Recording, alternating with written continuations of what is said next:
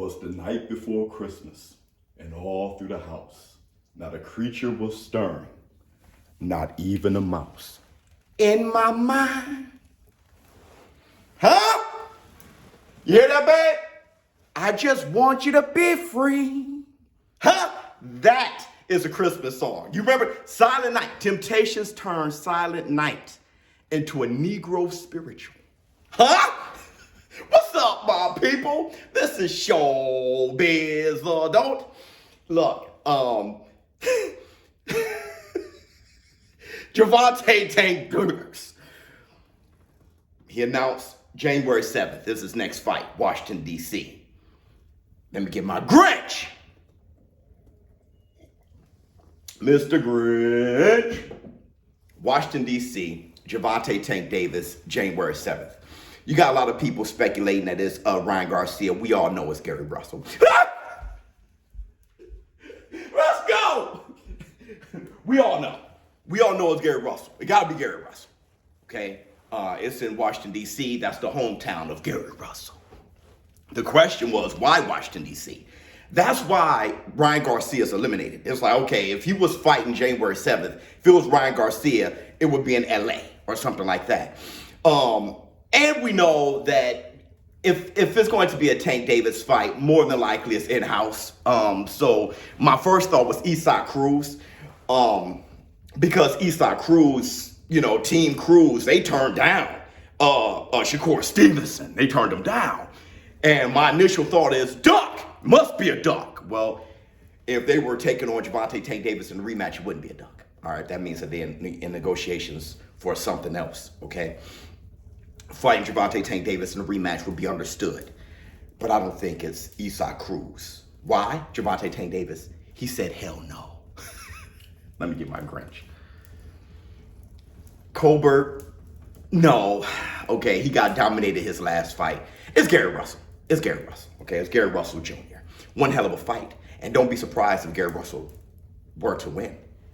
If it's Gervonta Tank Davis versus Gary Russell in Washington, D.C. in his hometown, don't be surprised if Gary Russell were to win. Which brings me to this point. I keep saying this, and I'm just going to argue this again. Gervonta Tank Davis, his resume is aging very well. If you look at fighters like Mario Barrios, okay, 5'10 and a half. He fought him at 140 for his regular title. Undefeated knockout artist, 71-inch reach. Gervonta Tank Davis, dribbling him off the canvas. Not a lot of people knew Mario Barrios. That was the issue. I knew him. I've been a fan of his. I found him, discovered him around when I discovered Teofimo Lopez. Mario Barrios, he dribbled him off. This lets you know how good of how big of a risk or a challenge that fight was. Don't forget, Mario Barrios, he wobbled Gervonta Tank Davis. Not only did Gervonta Tank Davis go up to 140 to take on Mario Barrios, the champion, regular champion there, undefeated, power puncher, but he's a big 140 pounder, 5'10 and a half, goes up to 147, hurts Keith one time, Thurman very badly. Keith Thurman couldn't stop him, couldn't knock him down. He hurt him, broke his face up, but he couldn't stop him. If Keith one time, Thurman couldn't stop him at 147, what the hell was a natural 135 pounder Gervonta Tank Davis doing, going up to 140, beating a big, giant 140 pounder who is now 147, Mario Barrios, and dribbling him off the canvas? I'm telling you, that win aged well. Eastside Cruz is funny. Do you guys consider Eastside Cruz a fantastic fighter? Do you consider him a problem? Do you? Well, Tank Davis is the only notable fighter to fight him. Do you give Tank Davis credit for fighting him? You should. If you don't, you're just hating, okay? Eastside Cruz ain't trying to fight Shakur Stevenson, even with it being ordered by the WBC. Once again, Gervonta Tank Davis, another risky, dangerous fighter in Gary Russell. That's a lot of smoke. Mr. Grinch.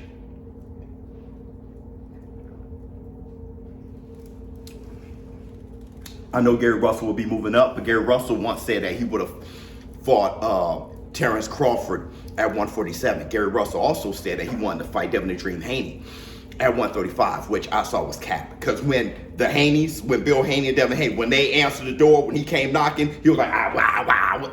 Okay? Gary Russell getting up there in age a bit, but he hasn't had the wear and tear fight once a year. His last fight against Mark Messiah schooled him. He took him to school with one arm. Okay, it was one of the more irritating fights I ever watched, because I thought Mark Messiah should walk him down. But it's different when you in there. There's a reason why he didn't. We saw what Ray Vargas did with Mark Messiah. Gary Russell taking him to school with one arm. Okay, for majority of the fight. Mark Messiah won the fight, of course, but Gary Russell showed the type of talent he has. I think it would be a spectacle of a fight. I think any boxing purist would love to see Gary Russell and Gervonta Tank Davis see that level of skill in the ring in Gary Russell's hometown. And I wouldn't be surprised at all if Gary Russell were to beat Tank Davis. If Tank Davis were to beat Gary Russell, that would be more credit I'd be giving to Gervonta Tank Davis. Okay, I gave him credit for taking on the Pedrasas of the world. I gave him credit for taking on the Leo Santa Cruzes of the world. I know how great Leo Santa Cruz is. When he knocked him out, who knocks out Leo Santa Cruz and flatline him like that? That's power. Know how I know that's power? Because he knocked out Mario Barrios, okay? He one-handedly, with one hand, beat Isaac Cruz, okay, with one hand. These are the one-armed warriors. That should be the title of this video, right? The one-armed bandits. Gary Russell fight Mark Messiah with one arm. And Gervonta Tank Davis fighting and beating Isaac Cruz one-handed. The one-armed bandits. I would love to know what you all think in the comments below. I am pretty for certain that it's Gary Russell Jr. Versus Gervonta Tank Davis in Washington, D.C., January 7th. Mr. Grinch, that's fantastic. Starting to listen to Christmas songs. All these things and more, darling. Like I'm having a good time already. I'm starting pretty early. Let me know what's your favorite Christmas song, and let me know if you agree with me that it will be Gervonta Tank Davis versus Gary Russell Jr. I'm out.